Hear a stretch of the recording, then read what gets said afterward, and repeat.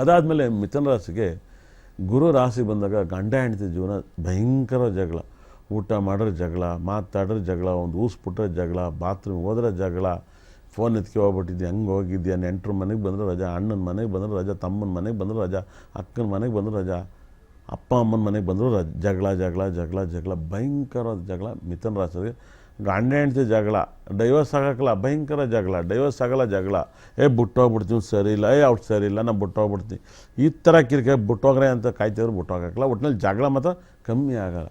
ಈ ಜಗಳಕ್ಕೆ ಒಂದು ಪರಿಹಾರವನ್ನು ಮಾಡ್ಕೊಳ್ಳಿ. ರಾಹುಗೆ ಕೇತು ಗ್ರಹಕ್ಕೆ ದರ್ಶನ ಮಾಡಿ. ಯಾಕಂದರೆ ಮಿಥುನ ರಾಶಿಗೆ 9ನೇ ಮನೇಲಿ ರಾಹು ಇದ್ದಾಗ ಕುಟುಂಬದವ್ರು ನಿಮಗೆ ಸಖತ್ತಾಗಿ ಗುಮ್ತಾ ಇರ್ತಾರೆ, ನೀವು ಕೇರ್ಫುಲ್ಲಾಗಿ ಹ್ಯಾಂಡಲ್ ಮಾಡ್ಕೊಳ್ಳಿ.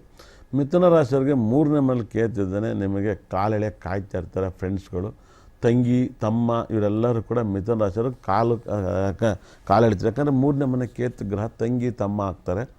9ನೇ ಮನೇಲಿ ಏನೂ ಮಾಡೋಕ್ಕಾಗಲ್ಲ, ಪೂರ್ವ ಪುಣ್ಯಸ್ಥಾನ, ಅಲ್ಲಿ ಜಗಳಗಳಾಗುತ್ತೆ. ಇದನ್ನು ಹೆಂಗಾರ ಮಾಡಿ ರಾಹು ಟೆಂಪಲ್, ಕೇತು ಟೆಂಪಲ್ಲು, ಗುರು ಟೆಂಪಲ್ನ ನೀವು ದರ್ಶನ ಮಾಡಿದರೆ ಇದಕ್ಕೊಂದು ಮುಕ್ತಿ ಸಿಗುತ್ತೆ. ಅಂದರೆ ನೀವಿಂದ ಜಗಳದಿಂದ ನೀವು ಮುಕ್ತಿ ಆಗ್ತಾರೆ.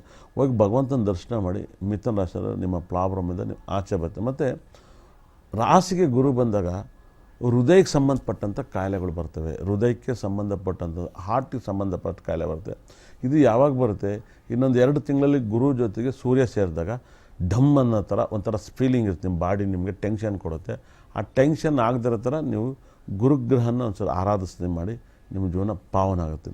ಕಟಕ ರಾಶಿಯವ್ರು ಮಾಡಬೇಕಾದಂಥ ಪರಿಹಾರ, ಈ ವರ್ಷ ಗುರು ರಾಹು ಕೇತು ಚೆನ್ನಾಗಿರೋದ ನೀವು ಪರ್ಟಿಕ್ಯುಲರಾಗಿ ನೀವು ರಾಹುನ ಆರಾಧಿಸಲೇಬೇಕು. ರಾಹು ಅಷ್ಟಮದಲ್ಲಿರೋದ್ರಿಂದ ರಾಹು ಗ್ರಹನ ಆರಾಧಿಸಬೇಕು. ಮತ್ತು ಶನಿ 9ನೇ ಮನೇಲಿದ್ದಾನೆ, ಅವನು ಭಾಗ್ಯಸ್ಥಾನದಲ್ಲಿದ್ದಾನೆ, ಒಳ್ಳೆಯದು. ಗುರು 12ನೇ ಮನೇಲಿದ್ದಾನೆ. ಗುರು 12ನೇ ಮನೇಲಿದ್ದಾನೆ, ನಿಮ್ಮ ಮನಸ್ತಾಪಗಳು ಭಯಂಕರವಾದ ಕಾಟ ಕೊಡುತ್ತೆ. ಮನಸ್ತಾಪ ಅಂತಿಂತ ಕಾಟ ಕೊಡಲ್ಲ,